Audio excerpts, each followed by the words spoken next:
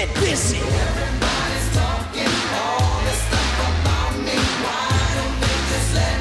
내가 세계 최고의 가수는 아닐 수 있다. 하지만 무대에서의 나는 아무도 따라올 수 없다고 생각한다. 혼자 요리조리 튀는 걸 못 참은 멤버들은 공연을 중단하고 만장일치로 바비를 방출, 그렇게 반강제로 솔로 활동을 하게 됩니다.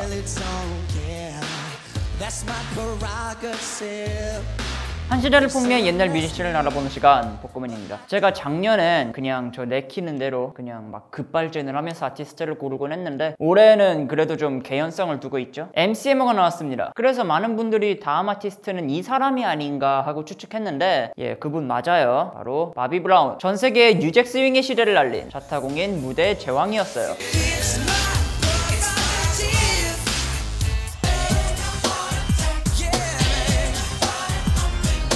휘트니 휴스턴의 전 남편, 그리고 최고의 문제야. 지금 남은 수식어는 이것밖에 없지만 저는 감히 바비가 90년대 K-팝을 만든 1등 공신 중 한 명이 아닌가 하는 생각까지 하거든요. 그만큼 잘 나갈 때는 전 세계적으로 영향을 끼치는 인물이었고 그런 만큼 이야기도 많아요. 물론 뭐 결혼 얘기도 있겠지만 저는 바비 브라운의 데뷔와 전성기 그리고 이런 인생 자체를 모두 간략하게 설명해보고자 해요. 영상을 보다 보시면 휘트니 이외에도 복고맨에 소개된 가수들이 엄청나게 많이 스쳐 지나가서 아마 좀 놀라실 것 같은데 성공과 몰락 모두 자기 맘대로 했기에 맞이했던 탕하라는 말이 가장 어울리는 뒷골목 소년이죠. 무대의 황제 바비 브라운의 이야기를 이 영상을 통해 한번 알아보도록 하겠습니다. 제가 휘트니 휴스턴 편에서 이야기한 게 곱게 자란 이미지의 휘트니와 바비는 아주 정반대의 이미지를 갖고 있었다는 거잖아요. 바비가 자란 환경은 아주 거칠고 불우했는데 MCMO와 마찬가지로 정부가 지어준 아파트에서 살았죠. 그리고 어머니는 교사였지만 부업으로 마약도 팔았답니다. 하루는 10살짜리 바비가 요리하겠다고 집에 있는 치킨을 구웠는데 자기가 밀가루인 줄 알고 뿌린 게 마약이었다고. 그 외에도 온갖 적나라한 썰들을 보면 눈물이 나요.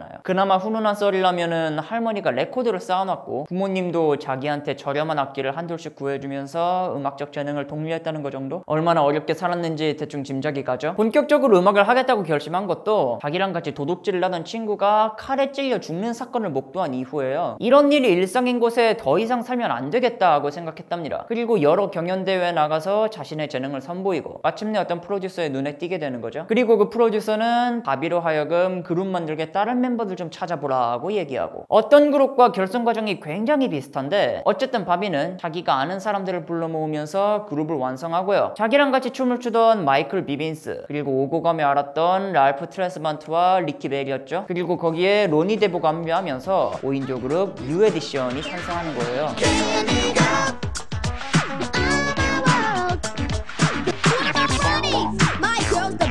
That's no lie, she tells me that I'm her only guy.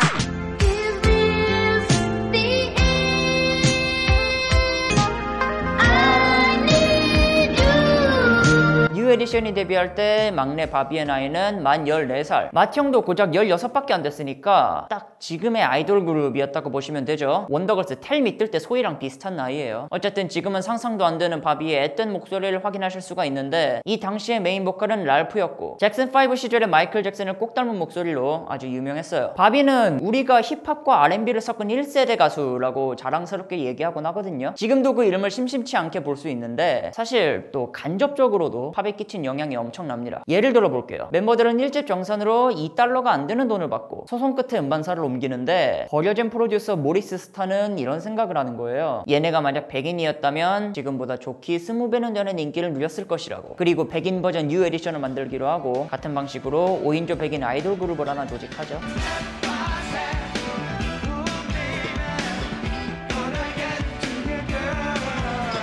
그 그룹의 이름은 바로 뉴키즈 온 더 블럭. 이 그룹은 모리스의 생각대로 20배가 되는 인기를 누리게 되고요. 그리고 또 90년대 R&B 그룹이었던 보이즈 투맨. 이 그룹의 이름은 뉴 에디션의 곡 보이즈 투맨에서 따온 거예요. 보이즈 투맨을 키워준 사람도 뉴 에디션의 마이클 비빈스였습니다. 그러니까 우리는 음악씬 여기저기서 뉴 에디션의 흔적을 많이 찾아볼 수가 있는 거고요.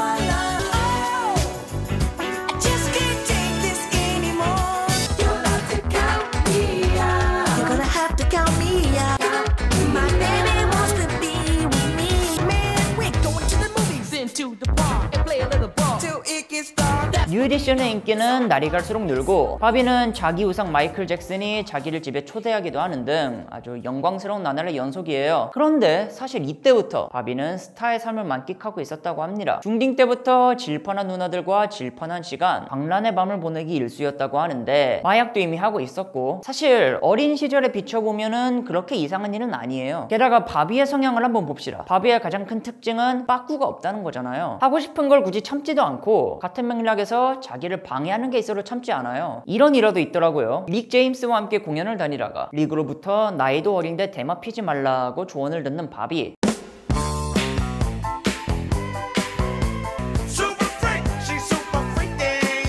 나중에 바비는 릭으로부터 엄청난 음악적 영향을 받았다고 공공연히 말했거든요. 근데 대마 피지 말라는 조언은 그냥 씹었다고 합니다. 왜? 바로 내가 하고 싶으니까요. 이런 성격 탓에 결국 멤버들과 갈등을 일으키죠. 이거는 결국 분량 문제였는데 바비 말로는 자기가 마이클 비빈스와 싸웠는데 이후로 멤버들이 자기 분량을 줄여서 화났다고도 해요. 또 단순하게 자기 분량에 만족을 못해서 싸웠다는 말도 있습니다. Bobby, he was really uncomfortable with the style of singing that we had.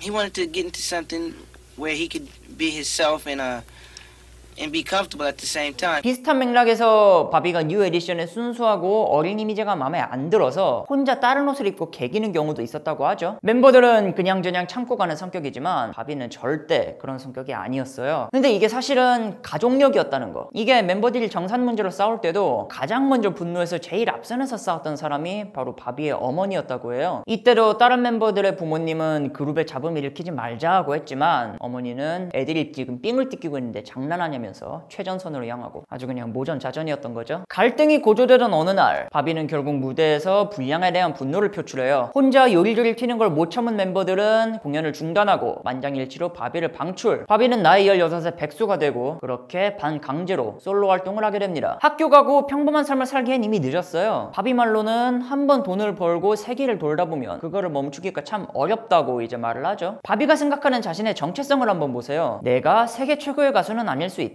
하지만 무대에서의 나는 아무로 따라올 수 없다고 생각한다. 그런 만큼 스포트라이트를 혼자 받아야 되고 그러면 결국 공연을 해야 되는 거 아닙니까? 혼자 주목을 받아야 직성이 풀리는 사람이에요. 그래서 곧장 솔로 앨범을 발표하는데 이 앨범의 이름은 무대의 제왕, 바로 족쇄를 푼 바비의 첫 번째 걸음이었습니다.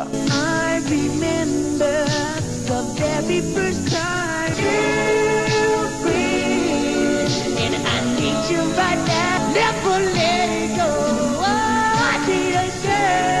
I found out she's the girl next door. What she have in store? The girl next door, her very essence, her presence, I do adore. 바비는 솔로가 되고 나서야 비로소 행복을 느꼈다고 해요. 그 이유는 바로 이제부터 모든 결정권이 자신에게 있기 때문에. 실제로 동명의 수록곡 킹 오브 스테이지는 이 당시 바비의 자신감을 그대로 보여주죠. What I pursue, it can never be bigger. Bobby Brown is number one. Not a fiction, it's the fact that I'm the king of the stage.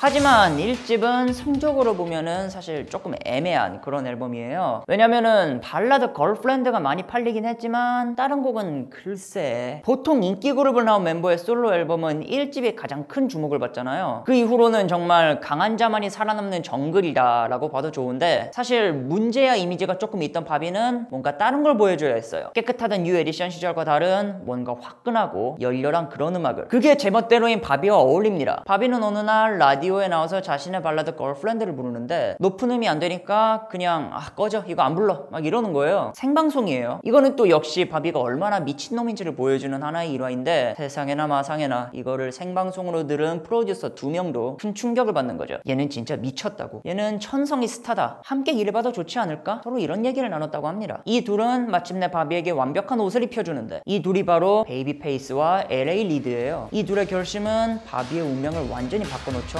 Get busy.